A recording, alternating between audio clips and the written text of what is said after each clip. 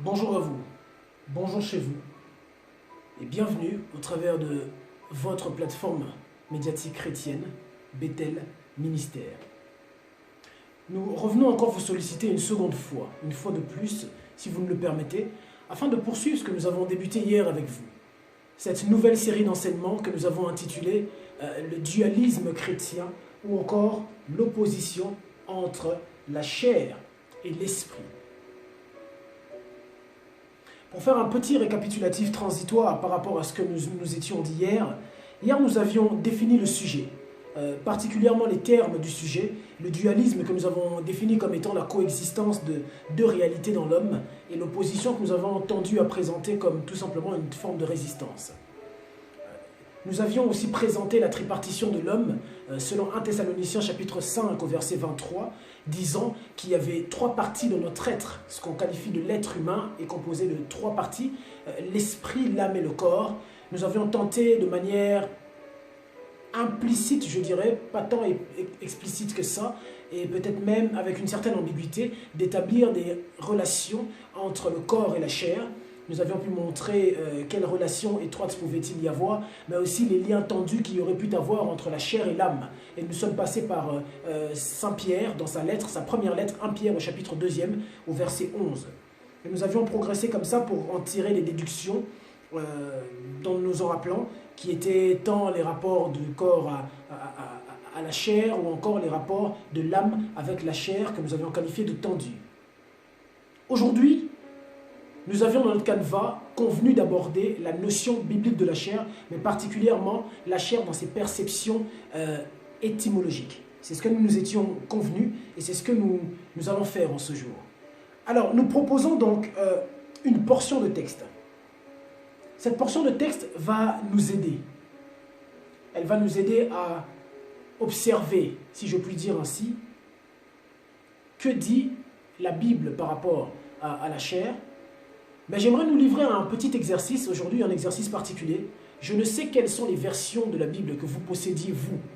Alors moi, j'ai voulu que nous nous amusions un peu, à pourquoi pas en consulter plusieurs. Une seule portion de texte pour constater le mot chair, la lire dans plusieurs versions, afin de voir déjà les perceptions qui peuvent différer entre les traducteurs. Et ensuite, je clôturerai, je m'étendrai à parler de certaines vérités, je ressortirai 4 idées sur la perception, je dirais, ou les idées dans l'étymologie même, dans la racine du mot grec concernant la chair. Et je tendrai à ouvrir nos esprits au travers de certains questionnements qui nous permettront de cheminer vers une conclusion pour ce deuxième jour. Alors comme je disais, je ne sais pas quelles sont les versions de la Bible que vous possédez, mais certainement que vous en avez plusieurs. Je vais nous lire le texte que je nous propose en ce jour. Permettez-moi d'y aller rapidement dans ma Bible 8 secondes. J'étais déjà ailleurs parce que je méditais. Nous sommes dans Romains chapitre 8. Romains chapitre 8. Et pour Romains chapitre 8, nous lirons à partir du verset 12e, la portion de texte entre le verset 12 et le verset 13. Nous prenons ces deux versets. Voici ce que dit la Bible dans la version 8 secondes. Elle dit « Ainsi donc, frères, nous ne sommes point redevables à la chair, pour en vivre selon la chair. » Nous ne sommes pas redevables à la chair pour vivre selon la chair. Si vous vivez selon la chair, vous mourrez. Mais si par l'esprit, vous faites mourir les actions du corps, attention, il parle de chair à 3 reprises, ensuite il dit les actions du corps. Vous vivrez. Ça, c'est la version 8 secondes. Donc, on voit que 8 secondes parle de chair, mais aussi qu'il parle d'action du corps. J'aimerais nous proposer, si vous le permettez, la version français courant. Alors, français courant, nous sommes dans toujours la même portion de texte, versets 12 et 13 du chapitre 8e de la lettre à l'église de Rome. Ainsi, dans français courant, on dit « Ainsi donc, frères, nous avons des obligations, mais non envers notre propre nature, pour vivre selon ses désirs. Car si vous vivez selon votre propre nature, vous allez mourir. Mais si par l'Esprit Saint, vous faites mourir le comportement de votre être, la dimension d'être, esprit, âme et corps, de votre être égoïste, vous vivrez. Donc on voit au travers de Louis II que lui parle clairement de chair à 3 reprises. Ensuite, pour exprimer ou encore pour démontrer la manifestation de la chair ou son expression, il parle d'action du corps. Mais français courant, lui, quand il traduit dans l'entendement du traducteur de français courant, il parle de propre nature. Écoutez bien, il dit, nous avons des obligations, mais non envers notre propre nature pour vivre selon ses désirs. Il parle, lui, de propre nature et de désir.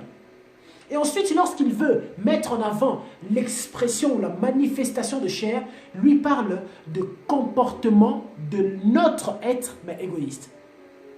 Par français courant, on peut comprendre déjà ici que la chair implique les 3 dimensions ou encore les 3 composantes de la tripartition humaine.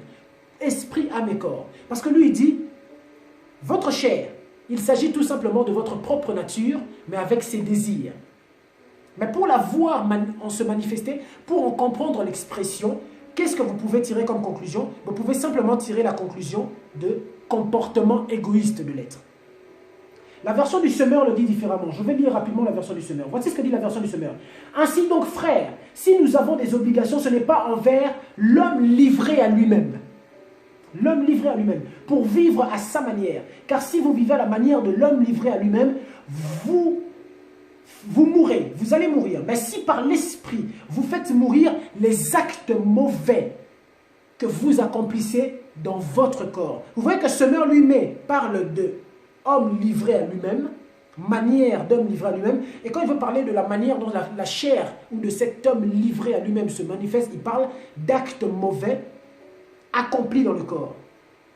J'ai aimé la version Parole de vie, qui est une version que je n'ai pas ici, mais je l'ai de manière numérique. Elle est parlée plutôt de désir humain. Elle dit, ne répondez pas à vos désirs humains. Si vous vivez selon vos désirs humains, vous mourrez. Mais si par l'esprit, vous faites mourir vos désirs humains, écoutez ce qu'elle dit, vous faites mourir votre façon de faire qui est égoïste. Parole vivante parle de façon de faire égoïste. Une dernière version que je voulais nous proposer, avant de verser dans les étymologies, c'est la version du Dr. Cohen, ou encore Parole de vie. Parole de vie le dit encore d'une manière magnifique et j'ai beaucoup aimé. Parole de vie dit ceci. Voilà pourquoi, chers frères, nous ne sommes plus tributaires de nos instincts. De nos instincts. C'est le point que je voulais soulever avec Parole de vie. Donc, si nous voulons comprendre la chair de manière, ou dans l'observation des traducteurs, Louis II, français courant, version du Semeur, parole vivante, parole de vie, il parle d'instinct, de désir humain, de manière de l'homme livré à lui-même, de propre nature, de chair. Et quand il veut parler de la manifestation de la chair, il parle d'action du corps, de comportement de l'être, esprit, âme et corps, mais égoïste. Il parle d'actions mauvaises accomplies dans le corps. Il parle de façon de faire égoïste. Et il parle en fait, ensuite, ou en dernier point, d'instinct naturel. La chair, selon l'observation des traducteurs. La chair. Donc ce qu'on peut dire, c'est que au regard de ces traductions, les conclusions que nous pouvons tirer et ce que j'aimerais mettre en avant, de manière certaine, c'est que la chair accompagnera chacun d'entre nous. Le mot chair lui-même fait partie de notre nature. Dans sa racine grecque, elle cache un certain nombre d'idées, mais j'ai voulu en sortir 4. C'est tout à fait normal que les traducteurs divergent. Pourquoi? Parce que même lorsque l'on regarde le mot chair dans sa racine grecque, elle cache 4 idées. La première, c'est, on parle de substance molle du corps vivant, l'enveloppe charnelle, ce qu'on a dit hier, la substance molle, c'est l'idée derrière la chair. La deuxième, on parle de nature sensuelle de l'homme. Et ici, celle-ci cache encore 5 idées, elle lie juste la chair au sens humain. La vue, le toucher, l'odorat, l'ouïe et le goût. Et lorsqu'elle veut parler de vue, elle veut parler par exemple dans les instincts de la vue, dans les inclinaisons. Elle parle par exemple de tout ce qu'enclenche les instincts, comme la convoitise. Le fait de regarder, on convoite, on désire.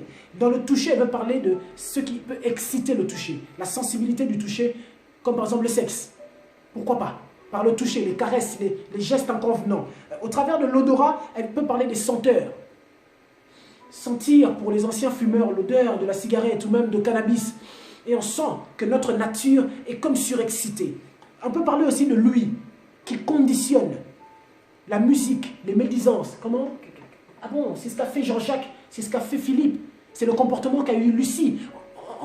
Notre chair s'excite lorsqu'on parle du mal de quelqu'un. On peut passer 30 minutes à tirer sur quelqu'un, mais même pas 5 minutes à prier parfois pour la personne. Pourquoi? À cause de cette nature, à cause de ces inclinaisons. La troisième définition par rapport à l'étymologie, c'est la nature humaine avec ses fragilités physiques et morales. Et ici, on veut parler tout simplement des penchants, des inclinaisons, encore une fois, ou même des mindsets, des manières de penser. La dernière définition étymologique, elle qui est très importante et très intéressante, elle désigne la simple nature de l'homme, mais la nature terrestre de l'homme en dehors de l'influence de Dieu. Et elle parle donc d'une nature qui est enclin au péché et opposée à Dieu. La chair ne veut rien avoir à Dieu. Pour preuve, nous avons par exemple Romains chapitre 8, verset 7. Saint Paul déclare que l'affection de cette nature forme une inimitié avec Dieu. J'aimerais nous choquer un peu et bouleverser notre théologie si vous me le permettez. La chair doit être vue comme une nature. C'est une partie composante ou, si je dirais, une partie indissociable de notre être, la chair. Depuis la chute dans le jardin d'Éden, Genèse chapitre 3, la chair fait partie de nous. En fait, je suis tenté de nous dire que nous sommes tous charnels. Saint Paul, dans la lettre aux Corinthiens, ainsi ma mémoire est bonne, au chapitre 2e, établit les 3 types d'êtres humains, homme comme femme. Il parle de l'homme, de l'humain, pardon, l'homme ou la femme, l'humain, animal, charnel et spirituel. Et lorsqu'il fait le reproche à l'église de Corinthe, il leur fait le reproche parce qu'ils manifestent la chair qui leur tendait au péché. Il cite même certains comme les impudicités, les adultères. Mais j'aimerais nous dire au fait que tous, nous sommes charnels. Parce que ça fait partie de nous. Personne ne peut se débarrasser de sa nature charnelle. Tous, nous sommes pris dans cela. Je suis même tenté de faire une petite polémique, si vous le permettez, un petit pic à tous ceux que nous qualifions de phénomène TTS. Ces personnes qui se sentent plus spirituelles que les autres et qui regardent les autres d'un regard un peu dédaigneux pour leur dire que vous êtes charnel. En fait, ceux qui ne savent pas ce que l'instant même où ils manifestent cette suffisance, cette forme d'orgueil spirituel, c'est même là l'expression ou la manifestation de la chair au travers de ce genre d'attitude, ce genre de position.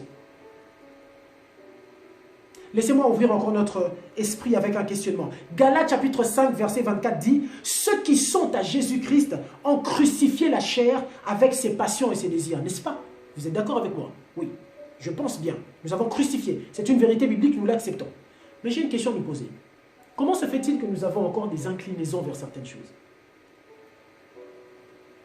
Tu as reçu Christ, j'ai reçu Christ. Nous l'avons reçu. Nous croyons en lui. Nous sommes sauvés. Nous héritons du salut. Nous vivons par la grâce. Mais comment se fait-il que nous avons des inclinaisons, des instincts? Avons-nous réellement crucifié la chair?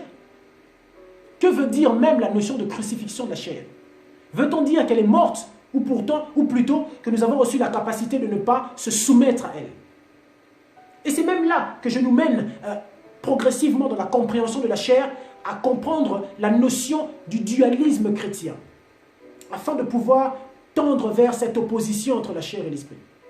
J'aimerais créer encore une polémique et c'est par là que nous allons nous séparer. Tous, je dis bien, nous sommes charnels. Ce que l'apôtre Paul met en avant dans 1 Corinthiens chapitre 2, traversé vers chapitre 3, c'est tout simplement de nous dire, nous ne devons pas tendre vers la nature animale qui est sans foi ni loi, et nous devons tendre vers la nature spirituelle qui est soumise à Dieu, qui obéit à Dieu. Mais tous, nous sommes charnels. J'ai parlé de 3 personnages que je vais t'épingler demain. Et en parlant de ces 3 personnages, je disais même une chose, si vous vous rappelez, je disais qu'ils ont eux aussi manifesté la chair. Et demain, je nous en parlerai. Pour vous mettre l'eau à la bouche, j'aimerais même vous présenter ces 3 personnages. Il s'agit premièrement de Saint Pierre, deuxièmement de Saint Paul, et troisièmement de Jésus-Christ lui-même. Savez-vous que même Christ a manifesté la chair? Qu'est-ce que tu dis, Jonathan? Oui, même Christ. Parce que la chair, ce n'est pas le péché. La chair, c'est la nature pécheresse de l'homme. La nature qui l'incline à pécher. Mais ce n'est pas encore le péché. Et nous le verrons demain au travers de ces 3 personnages. Voilà ce que je pouvais nous dire aujourd'hui sur notre belle série du dualisme chrétien. J'espère que vous avez été édifiés. J'ai moi-même été béni de préparer ceci. Et je suis béni de le partager, de l'apporter, de l'enseigner.